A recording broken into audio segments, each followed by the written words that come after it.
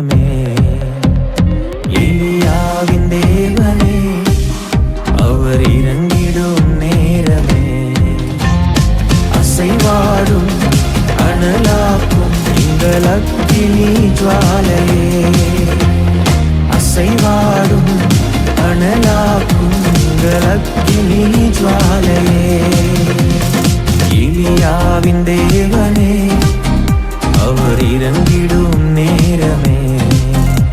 கர்த்தருடைய நாம மகிமைப்படுவதாக. இந்த நாளிலே தேவன் நம்மோடு கூட பேசுவாராக. ஏசப்பா எங்களோடு பேசுங்க ராஜாதி ராஜா. ஆமென். 1 தீமோத்தேயு 4ஆம் அதிகாரம் அதுல 14ஆம் வசனத்தை கூட வாசிப்போம். மூப்பராகிய சங்கத்தார் உன்மேல் கைகளை வைத்த போது தீர்க்க தரிசனத்தினால் உனக்கு அளிக்கப்பட்ட வரத்தை பற்றி அசதியாயிராதே. உனக்கு அளிக்கப்பட்டிருக்க வரத்தை குறித்து என்ன பண்ணாத, அசதியாயிராதே. அப்ப தேவன் எல்லாவற்றுக்கும் எல்லாருக்கும் என்ன பண்ணாருங்க, ஒரு அதிகாரத்தை வரத்தை கொடுத்திருக்கிறார். சோத்திரம். ஆமா. அதனால ஒருத்தனுக்கு 1 தாளந்து 2 தாளந்து 3 தாளந்து 5 தாளந்து 10 ஒவ்வொருவருக்கும் நம்ம பகிர்ந்து கொடுத்திருக்கிறார். உங்களுக்கு அளிக்கப்பட்ட அந்த வரத்தை என்ன பண்ணக்கூடாது, அதை நீங்க என்ன பண்ணக்கூடாது, அதை அப்படியே மூடிக்கூடாது, மரக்காலில் மூடி வைக்கக்கூடாது. உங்களுக்கு கொடுக்கப்பட்ட டேலண்ட்டை, உங்களுக்கு கொடுக்கப்பட்ட ஞானத்தை தேவனுக்காக அதை செயல்படுத்துங்க. யோசேப்பு என்ன பண்ணாரு, அந்த கொடுக்கப்பட்ட அந்த வரத்தை ஆண்டு கொடுத்த தரிசனத்தை நிறைவேறுக்கணும்படி அவர் தன்னை ஒப்பு கொடுத்து அந்த வரம் என்ன பண்ண, ஞானம் என்ற வரம் அழகாக செயல்பட்ட பொழுது ஒரு ஸ்டெப்லையும் பார்த்தீங்கன்னா யோசேப்பு ஞானமா நடந்து கொண்டார். சிறைச்சாலையில பார்க்க போகிறோம், குழியில தள்ளப்பட பார்க்கிறோம். எந்த விதமான ஒவ்வொரு அந்த கட்டத்தை தாண்டும் பொழுதும் அவன் கொடுத்த அந்த வரத்தை சரியா பண்ணும் பொழுது ஒரு நேரம் வருகிறது, கர்த்தர் என்ன பண்ணார், அவனை உயர்த்துகிறதை நாம் பார்க்க முடியாது. ஏன்னா தேவன் ஆண்டவருக்கும் கொடுத்த அந்த வரம் ரொம்ப முக்கியமான ஒன்று. சில பேர் என்ன பண்றாங்க, அந்த வரத்தை என்ன பண்ணாங்க, அது வாழ்நாளெல்லாம் ஒண்ணுமே யூஸ் பண்ணாம என்ன பண்றாங்க, அது அப்படியே ஓரமா வச்சு. சில பேர் கொடுத்த நல்லா வசனம் படிப்பாங்க, வசனத்தை தியானம் பண்ணுவாங்க, பைபிள் நல்லா படிக்கிற அனுபவம் இருக்கும். ஆனா இடையில என்ன பண்ணுவாங்க, அதை விட்டுருப்பாங்க. அது ஒரு வரம். விசுவாசங்கிறது ஒரு வரம், போதிக்கிறது ஒரு வரம், புத்தி சொல்லுங்க ஒரு வரம், ஆலோசனை சொல்றது வரம். அது ஒரு வரம். அது நம்மளுக்கு சில நம்மளுக்கு என்ன இருக்கு, நம்மளுக்கு ஒன்றும் புரியல, நம்மளுக்கு ஒரு டேலண்ட் இல்லை அப்படின்னு சொல்லாதீங்க. நிச்சயமாக கர்த்தர் கொடுத்த வரத்தை நீங்க பற்றி என்ன பண்ணுங்க, அசதியா இருக்காதீங்க. அசதியா இருக்கக்கூடாது. ஸ்தோத்திரம். ஜாக்கிரதையா இருக்கணும். ஆமா, ஸ்தோத்திரம். வர்றவங்களுக்கு என்ன பண்ணுங்க, உபசரிக்கக்கூடிய அது ஒரு வரம், அது குணம். ஆமா, ஆண்டவருடைய சுவிசேஷம் சொல்றது அது ஒரு வரம். இப்படி ஒவ்வொருதாக பலதரப்பட்ட சோதனை நம்ம இருக்கிற வேலை ஸ்தலங்களில நம்ம பண்ணுகிற பிரயாணத்துல கூட ஆண்டவனும் கொடுக்கப்பட்டது காரியத்தை நம்ம எந்த காரியத்துலையும் அசதியா இருந்துக்கூடாது. ஆமா, இந்த காலத்துல நம்ம ஏன்னா சத்துருவாகிய சாத்தான் என்ன பண்றான், அவன் ரொம்ப ஜாக்கிரதையா இருக்கிறான். ஏசப்பா வருகிறதுக்கு முன்னாடி என்ன பண்ணுவான், எல்லாரையும் பாவம் செஞ்சு நரகத்துக்கு நேராக ஆளை சேர்த்துன்னு சொல்லிட்டு அவன் தீவிரமா அசதியா இருக்காம என்ன பண்றான், ரெஸ்ட் எடுக்காம வேலை செஞ்சுட்டு இருக்கான். சத்துருவாகிய சாத்தான். நம்ம என்ன பண்றோம், ஆண்டு கொடுத்த வரத்தையும், ஆண்டு கொடுத்த ஞானத்தையும், ஆண்டு கொடுத்த தாளந்தையும், ஆண்டு கொடுத்த பொருட்களையும் நம்ம என்ன பண்ண, சரியாக பயன்படுத்தாம நம்ம அப்படியே கிடக்கிலே போட்டுறோம்.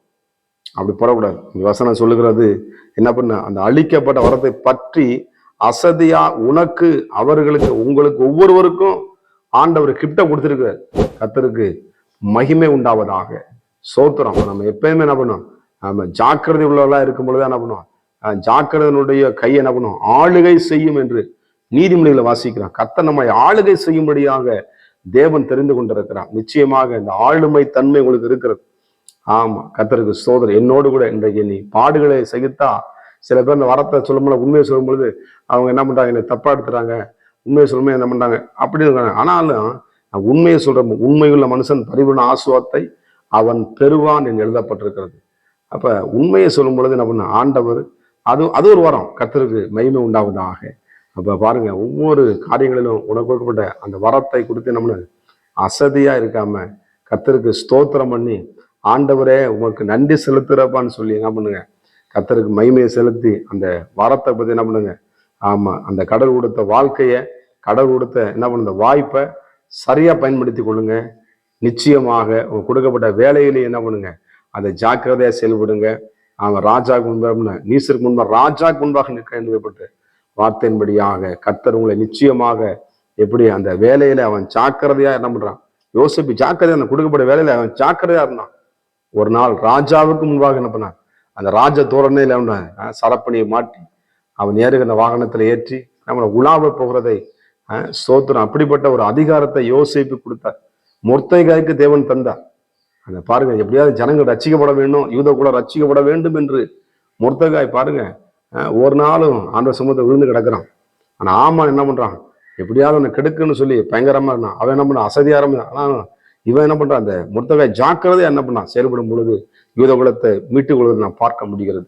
அப்ப நமக்கு ஆசீர்வாதம் நிச்சயமாக மீட்டுக் கொள்வோம். நம்ம கொடுத்த காரியத்துல ஜாக்கிரதை செயல்படுவோம். கர்த்தர் நிச்சயமாக நம்மளை ஆஸ்வதித்து பலப்படுத்துவாராக.